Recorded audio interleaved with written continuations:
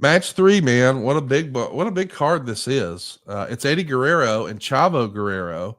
And Chavo has his father in his corner who's interfering freely. And this is pretty fun. I mean, the real story of the match is probably Chavo Sr., who is going to impress so much here that he actually gets a little bit of a run out of this. What'd you think of Chavo Classic getting a little shine here in this Eddie Guerrero Chavo match? I love the Chavo Classic moniker, his handle. I work with Chavo in Mid South. He's the first guy I ever saw do a moonsault, and it was a piece of art, a thing of beauty, no doubt. And I loved. I always like. Now he was headstrong. He could be hard headed, but he was not a dumbass. When he complained about something, it generally, if it didn't borderline over into his own individual an analogy of something, if he was fair and the things he was saying made sense, then he was very good. He could have been a Booker type guy, but he was been around the business forever, from a famous family, and even at his age as Chavo Senior, he was very talented. So I'm glad that we got a little run out of him. It's good for him. Made a few paydays, got back on a national stage. Had to help him with his independent bookings and things of that nature. Brock Lesnar is going to be out next, and he's going to pin Bob Holly to keep the SmackDown title in 6.5 minutes. It's a very physical match. Of course, this is all a match that was really born out of a real life situation. The real life story where Lesnar accidentally broke Bob's neck with a mistimed power bomb. And it's logical that we're going to have an opportunity to turn that into a match. And we do here, but well, doesn't go Bob Holly's way. He's going to miss flying body press, fisherman suplex from Lesnar's hit next, and then the dreaded band over the head, belly to belly. Holly comes back with the Alabama Slam. He's working on a full Nelson. And when he puts it back on, Lesnar escapes, snaps Holly's neck on the top rope, hits an F5. We've got a sudden finish. And just like that, that's all she wrote. I wanted to ask you about the injury, though, because we haven't spent any time talking about that. What did you think of that move, the botched power bomb that broke Bob Holly's neck? I mean, there's the speculation out there that, hey, that wouldn't have happened unless Bob was sandbagging him. And I don't know if I believe that. I just think accidents happen. Don't believe it, Conrad. Don't believe it. It was a fucking accident. Yes. Nobody set out to break somebody else's neck, for God's sakes. It's internet dirt talk. I love the dirt, Jim Barnett would say. But it was just an accident. That's all that was. There was no heat between. I would say that Lesnar probably has as much respect for Bob Holly as anybody on the roster, because Bob Holly was a tough bastard, and Brock respected that. And the other thing is, which I always felt to be enlightening, was the fact that Bob Holly was not intimidated by Brock Lesnar, and Brock Lesnar knew that. It allowed them to have a more free-flowing, better match, at least in my opinion. But that match was well placed. Goddamn, this is an all-star card. I can tell you that right now. Where were we? At Philadelphia, right? Yeah. So it's good. That was a fun show to call. Next up, we've got a big match, man. It's Shawn Michaels and Triple H, but the finish is not what people wanted to see. They go 22 minutes and 46 seconds, but it ends in a double knockout.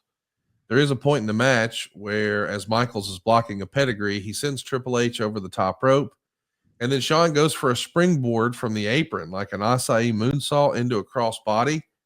And Triple H moved, and Shawn crashes through the Spanish table. He's going to blade and bleed buckets. And it's really not anything unusual to see blood in a WWE match here or there. But this, man, they're covered in it. And Michaels is doing a great job of showing that, he's knocked down, but he's refusing to stay down and refusing to quit. He's going to keep getting up. And he was being a babyface, Conrad. yes, That's yes. all. Nothing scientific, nothing romantic. He was being a fucking babyface, and babyfaces don't quit. No matter how bad they're busted open, they don't quit. And that's what ingratiates them to the audience. They never quit on me. And if you quit on your audience as a talent, then you're going to be disliked. Nobody likes to support and will not support a quitter. Sean is going to catapult Triple H into the post, hit him with a chair. Now Triple H is bleeding. There's blood everywhere. We're doing sleepers, but people are still answering the count at 9. We're hitting pedigrees. Sean's answering the count at 9. Sean hits a super kick. Both collapse, and neither man stands. Neither man's able to answer the bell. It's a double knockout. Fans are booing it. Yeah, I don't understand that. I don't understand why they're booing it. What did they want? What do you think they wanted? They wanted to cheer that someone won and boo that someone lost. Well, there you have it. Another case of there you are, as Granny would say. Yeah. I saw both men battered, bruised, and bloodied, and their bodies did not support them. Their bodies forsake them, and they became prisoners of their own device, as the Eagles would say. And I don't know. I don't know what people want sometimes. It was logical. You get that much blood loss and that physical match, and both guys couldn't continue.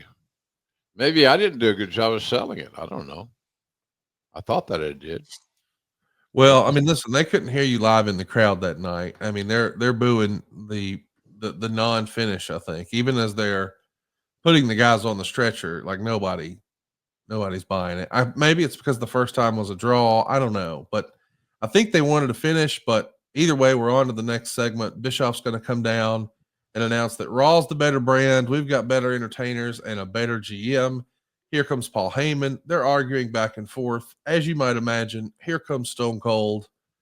And yeah, we see there is a dressing room confrontation between Goldberg and Lesnar. Goldberg's doing an interview, and Lesnar is making fun of him for no longer being a champion. Goldberg is going to spook Lesnar by saying Bob Holly was there, and Goldberg is going to defend Mick Foley. And then we've got our match set up for the Royal Rumble. It's going to be Ross and Taz doing commentary. So you've got a Raw announcer and a SmackDown color commentator. What'd you think of working with Taz here for the Rumble main event? I thought it was good, and I've always enjoyed working with Taz. He's a smart guy. He gets it. But I thought it was important for us to maintain a little bit, if nothing else, brand prejudice, so that one of us could be a babyface and one of us could be a heel. And considering that JR had all these years to establish his persona of being a fan favorite, so to speak, then Taz needed to be a heel. As I recall, he was. He did a good job. So look at me with that vest on. I look like James Garner in The Gambler or something. Look at that shit. What the fuck am I wearing? I must have lost a bet. Taz looked good. Taz loves his orange. Did you know that nobody in AEW is allowed to wear orange unless they get permission from Taz? Yeah, I mean, he had to Orange Cassidy had to negotiate with Taz. He was almost going to have to become Apple Cassidy. That was almost the name, Apple Cassidy. Yeah, that's it. So it was, but I had a good time working with Taz. He's fun. He's got a good sense of humor. But the key thing that Taz has, other than his big personality, is product knowledge. Yeah. When are we going to get through our heads that the people that make the most money, that sustain the longest careers, are those that have product knowledge? It's so simple. It's not even, it's so elementary.